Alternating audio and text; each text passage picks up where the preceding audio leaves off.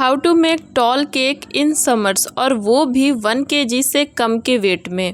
Toll cake बनाना लोगों को इतना मुश्किल लगता है, तो आज की इस वीडियो में सिर्फ और सिर्फ हम टॉल केक के बारे में ही डिस्कस करेंगे और ये प्यारी सी डिज़ाइन भी बनाएंगे। और इसका वेट कितना है, मैंने टिन साइज क्या लिया, कैसे इसको बेक किया, वो सारी चीज़ें मैं यहाँ पे डिस्कस करने वाली हूँ। यहाँ पे आपको जो दो ये स्पंजेस दिख रहे हैं, इसको मैंने बनाया है 5 इंच के टिन में। एक्चुअली वो टिन नहीं था, घर का नॉर्मल सा बर्तन था। और इसके लिए जो मैंने प्रीमिक्स लिया है वो लिया था 240 ग्राम। तो 240 ग्राम प्रीमिक्स का मैंने बैटर बनाया। और हाँ, ये वनीला केक है और इसका वेट होने वाला है 1.5 पाउंड, मतलब 750 ग्राम। वैसे तो 1.5 पाउंड में 750 ग्राम नहीं होते हैं, बट हम होम बेकर्स हैं, हम 1 पाउंड को ½ kg ही बोलते हैं, 2 पाउंड को हम बोलते हैं 1 kg। तो उसी के अकॉर्डिंग यहाँ पे मैं 1.5 पाउंड का केक बना रही हूँ, जिसके लिए मैंने यहाँ पे 240 ग्राम प्रीमिक्स लेके इसको 5 इंच के 2 टिन में बेक किया है। और अब मैं इसकी लेयरिंग कर रही हूँ, तो मैं इसको 2-2 पार्ट में कट करूँगी। लेयर्स आप देख रहे हो अच्छी खासी ये मोटी है, क्योंकि जब भी हम टॉल केक बनाते हैं ना, हमें उसमें कोई रिस्क नहीं लेना होता। लेयर्स को हमें थोड़ी सी मोटी ही रखनी होती है। यहाँ पे देखो मैं इसकी कटिंग कर रही हूँ। ऊपर का जो अनइवन पार्ट होता है ना, उसको तो हमें निकाल ही देना है, क्योंकि टॉल केक ना फिर वो टेढ़ा मेढ़ा सा दिखने लगता है, खिसक जाता है। और आजकल तो बहुत ज़्यादा गर्मी पड़ रही थी, तो क्रीम ना बहुत जल्दी जल्दी मेल्ट हो जाती है, तो कैसे ये टेढ़ा हो जाता है, तो इसको कैसे सही करना है, वो सारी चीज़ें हम इस वीडियो पे देखने वाले हैं। मैंने यहाँ पे आपको प्रीमिक्स बता दिया, टिन साइज बता दिया, कटिंग कैसे करना है वो भी बता दिया। और चलिए अब फटाफट से हम इसकी लेयरिंग करते हैं। यहाँ पे मैंने बोर्ड में अच्छी खासी क्रीम लगा ली है, ताकि ये जो हमारा स्पंज है वो इस पे चिपक जाए। और अब मैं इसकी कर रही हूँ सोकिंग। तो जब भी आप टॉल केक बनाए ना, तो आपको उसमें कुछ बातों का ध्यान रखना है, जिसमें सबसे पहली बात ये है कि उसको आपको ना ओवर सोक कभी नहीं करना। क्योंकि देखो, एक तो वो खुद ही टॉल है, और अगर आप उसको ना ओवर सोक कर दोगे तो बहुत ज़्यादा चांसेस होते हैं कि आपका जो केक है ना वो धंस सकता है।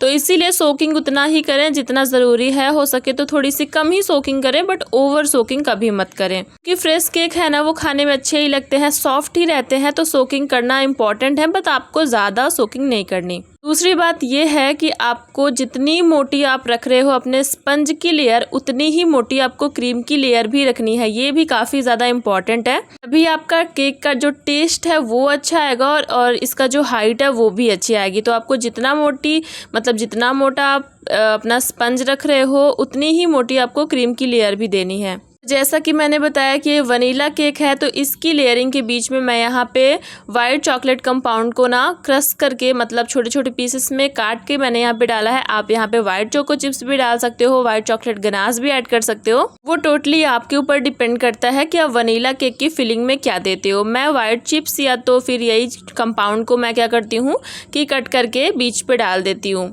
एक चीज़ अगर आपने नोटिस की होगी कि जैसे जैसे मैं लेयर्स को रखती जा रही हूँ, वैसे वैसे मैं साइड्स की भी फिनिशिंग करती जा रही हूँ। मतलब ये प्रॉपर फिनिशिंग तो नहीं है, बट जो क्रीम है ना, मैं उसको फिल करते जा रही हूँ। कहीं भी गैप, आपको गड्ढे वगैरह नहीं दिखेंगे, मैं साथ ही साथ उनको कवर करती जा रही हूँ। क्योंकि होता क्या है कि जब टॉल केक होता है ना, आप इसकी लेयरिंग रख रहे हो, क्रीम लगा रहे हो, और आप साइड्स पे ध्यान नहीं दे रहे हो, तो जब पूरा आपका केक कंप्लीट हो जाता है तो ये केक ना आपको टेढ़ा दिखने लगता है। तो इसीलिए आपको साइड से भी लेते चलना है, साथ ही साथ आप क्रीम जो है ना वो साइड्स पे भी स्मूथ करते जाओ, अप्लाई करते जाओ, ताकि आपका जो केक है वो टेढ़ा ना लगे। यहाँ पे मैंने 3 लेयर्स रख दी है और यहाँ पे मैंने क्रीम अप्लाई कर दी। उसके ऊपर मैंने यहाँ पे वाइट कंपाउंड जो रखा हुआ था उसको भी डाल दिया, और ये गई हमारी लास्ट और फाइनल लेयर। इसको आपने देखा मैंने उल्टा करके रखा है। जब भी आप ऊपर कोई भी लेयर रखो ना, उसको उल्टा करके ही रखो, ताकि उसमें क्रम्स वगैरह ना हो। तो अब मैं इसको भी अच्छे तरीके से ना सोक कर रही हूँ। और हाँ, आज मैंने जो सोकिंग की है वो मैंने नॉर्मल वाटर से की है, क्योंकि जब भी मैं वनीला केक की सोकिंग करती हूँ ना, तो उसमें मैंने चीनी पानी का कभी मैंने यूज़ नहीं करती। मैं नॉर्मल पानी से ही सोकिंग करती हूँ, वरना मुझे ऐसा लगता है कि जो केक्स है ना वो कुछ ज़्यादा ही मीठा हो जाता है, जो कि मुझे नहीं पसंद है। तो चलो अब हम करते हैं क्रम कोट। तो ये देखो, अभी हमारा जो केक है ये प्रॉपर सीधा है। अगर आपको लगे थोड़ा बहुत हमारा केक टेढ़ा है, तो आप इसी स्टेज पे उसको सही कर लो। आप पैलेट नाइफ से थोड़ा सा उसको इधर उधर करके बना लो। और अब देखो, मैं यहाँ पे क्रीम ले लेके इसको अच्छे तरीके से क्रम कोट कर रही हूँ। टॉल केक की क्रम कोटिंग करने में आपको बिल्कुल भी मिस्टेक्स नहीं करनी। यहाँ पे देखो, मेरा केक हल्का सा मुझे टेढ़ा लग रहा था, तो उसको मैंने सही किया पैलेट नाइफ से ही। जब तक आपका केक सेट नहीं है ना फ्रिज में, तब तक इसको आप कैसे भी बना सकते हो, ये आपके हाथ पे है, लेकिन अगर आपने इसको फिर सेट कर लिया फिर आप इसको सही नहीं कर पाओगे। इसीलिए मैं बोल रही हूँ कि क्रम कोटिंग बहुत अच्छे से करनी होती है। जहाँ पे भी आपको क्रीम कम लगे ना, वहाँ पे और क्रीम लगाइए, उसको अच्छे से स्मूथ करिए। मतलब एक तरीके से आपको आइसिंग ही करनी है, बट पूरा कवर नहीं करना है, थोड़ी सी कम ही क्रीम लगानी है। और उसके बाद मैंने इसको फ्रीज में सेट कर दिया था। आपके पास अगर टाइम है तो आप इसको ज़्यादा देर के लिए रखो, बट मैंने यहाँ पे इसको आधे घंटे के लिए रखा था, क्योंकि गर्मी की वजह से ना पूरी क्रीम जो है ना वो मेल्ट हो रही थी। और हाँ, एक बात का और आपको ध्यान रखना है कि अगर आप समर्स में टॉल केक बना रहे हो ना, तो आपको क्रीम को मेल्ट नहीं होने देना है। मतलब क्रीम मेल्ट हो उससे पहले ही आपको जल्दी जल्दी काम करना है और इसको फ्रीज में सेट करना है, क्योंकि जो लेयर्स हमने रखी है ना, अगर क्रीम मेल्ट होगी तो वो अपने आप फिसल सकती हैं। इसलिए इन बातों का आपको ध्यान देना है। अब मैं कर रही हूँ अपने केक की आइसिंग। तो यहाँ पे मैंने पाइपिंग बैग में क्रीम फिल करके पूरे केक को कवर कर दिया है, और मैं हमेशा इसी प्रोसेस का यूज़ करती हूँ। और आप सबको भी मैं यही सजेस्ट करती हूँ कि अगर आप भी बिगिनर हो तो इसी तरीके से करिए। यहाँ पे जो मेरी स्पीड है ना वीडियो की, वो बिल्कुल नॉर्मल है। मैंने बिल्कुल भी यहाँ पे स्पीड को बढ़ाया नहीं है, ताकि आप सबको भी समझ आए कि जब हम आइसिंग करते हैं तो हमें भी टाइम लगता है, और हमारी स्पीड क्या होती है, हम काम कैसे करते हैं, वो आप देखो इस वीडियो पे। यहाँ पे मैंने क्रीम अप्लाई करके ले लिया है पैलेट नाइफ। इसको बिल्कुल हल्के हाथों से धीरे धीरे हमें पूरे केक को स्मूथ करना है। सबसे पहले मैंने टॉप पे किया, अब मैं साइड्स को स्मूथ कर रही हूँ। तो आगे पीछे करना है। बिल्कुल हाथों को आप हल्का रखिएगा, वरना जो क्रीम है वो निकल जाएगी। इसीलिए हल्के हाथों से हमें ये प्रोसेस करना होता है। तो ये देखो, इस तरीके से हमने क्रीम को अच्छे तरीके से अप्लाई कर दिया। अब क्या होगा, जब हम इसको स्मूथ करेंगे स्क्रैपर लेके, ठीक है, तो ये बहुत जल्दी स्मूथ हो जाता है। मतलब टाइम इसमें ना बहुत ही ज़्यादा कम लगता है।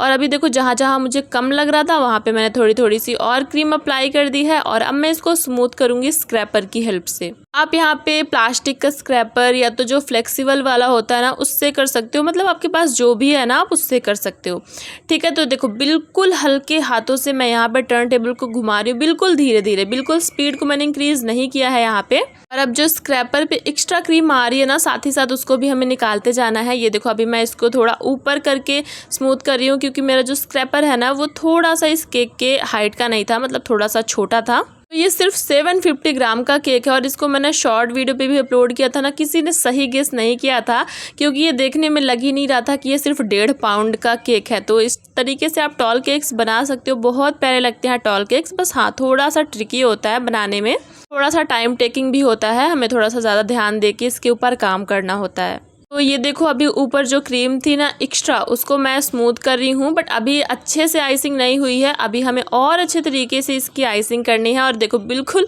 हल्के हल्के हाथों से धीरे धीरे मैं इसको स्मूथ कर रही हूँ, ताकि हमारा जो केक है ना वो बहुत अच्छे से स्मूथ हो। क्योंकि फिनिशिंग बहुत इंपॉर्टेंट है केक में। जब तक आपकी आइसिंग अच्छे से नहीं होगी, उसमें फिनिशिंग अच्छी नहीं होगी, तब तक आप उसमें कितना भी डिज़ाइन बना लो ना, वो अच्छा ही नहीं लगेगा। ये देखो, कुछ इस तरीके से मैंने स्मूथ किया, और अब फिर से मैंने उठा लिया है स्क्रैपर, और इसको मैं फिर से स्मूथ करूँगी। तो स्क्रैपर को सिर्फ एक जगह पे रखना है हमें, और टर्न टेबल को घुमाना है बिल्कुल हल्के हल्के हाथों से। और ये देखो, स्क्रैपर को मैंने ऊपर कर दिया, ताकि ऊपर का पार्ट भी स्मूथ हो जाए, क्योंकि मैंने बताया है कि स्क्रैपर मेरे पास जो है वो थोड़ा सा छोटा है, इस केक की हाइट का नहीं है। तो ये देखो, साइड्स तो हमने अपने केक की अच्छे तरीके से स्मूथ कर ली है। अब बारी है टॉप की। तो हमेशा आपको ध्यान रखना है कि बाहर से अंदर की ओर करते हुए आपको क्रीम को निकालना है। जो भी एक्स्ट्रा क्रीम है सिर्फ उसी को निकालना है, बाहर से अंदर की तरफ खींचो। और हर बार जो भी एक्स्ट्रा क्रीम है आपके पैलेट नाइफ में, उसको आप पोंछते जाओ। यहाँ पे देखो, मैंने भी हाथ पे स्क्रैपर पकड़ा हुआ है, सारी क्रीम को मैं उसी पे ले रही हूँ। तो कुछ इस तरीके से मैंने अपने केक की जो आइसिंग है ना वो कंप्लीट कर ली। बहुत ही इजी प्रोसेस था इसको करना। और अब मैं इसके टॉप पे एक पैटर्न बना रही हूँ, जिसको सब लोग स्वर्ल वाला पैटर्न बोलते हैं, और इसको बनाना बहुत ही ईजी है। बस एक जगह पे आपको पैलेट नाइफ रखना है, टर्न टेबल को घुमाना है, और धीरे धीरे हाथों को अंदर की तरफ करते जाना है, ठीक है। बिल्कुल हल्के हाथों से, आपको प्रेस बिल्कुल भी नहीं करना है।